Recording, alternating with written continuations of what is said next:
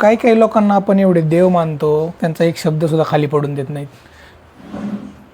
तर आणि एक दिवस त्यांचा खरा चेहरा समोर येतो. तुम्हाला माहिती असेल मी कोणाबद्दल बोलतो आहे.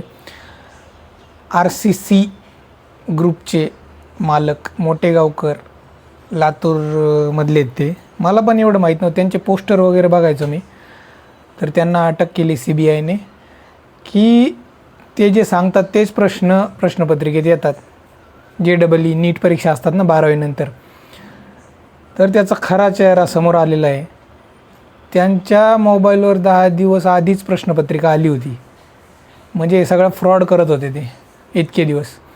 आणि मग ते मुलाखत घ्यायचे बाबा पेपर झाल्यावर मुलांचे, की बाबा तुम्हाला प्रश्न कुठून आले. मग ते मुलं सांगायचे बाबा तुम्ही जे दिले आहे आम्हाला प्रॅक्टिस करायला प्रश्न, त्याच्यातूनच प्रश्न आले. म्हणजे तेच प्रश्न सांगणार आणि तेच प्रश्न येणार परीक्षेत.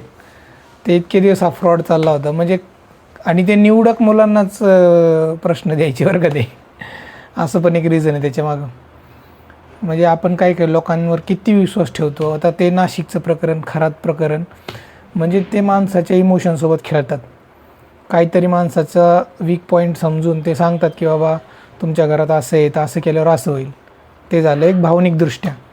आणि हे म्हणजे विद्यार्थ्यांच्या भावनांशी खेळल्यासारखं आहे. की काही काही मुलं प्रामाणिकपणे अभ्यास करतात, पुढं जातात आणि मग त्यांना हे असं बघायला लागतं. अवघड आहे.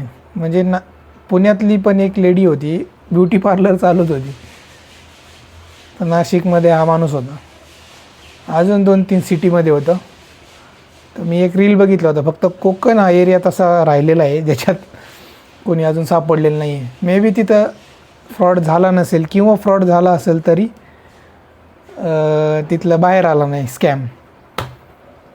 तर बाबा या जगात कोणावर विश्वास ठेवायचा, कोणावर नाही, अवघड आहे.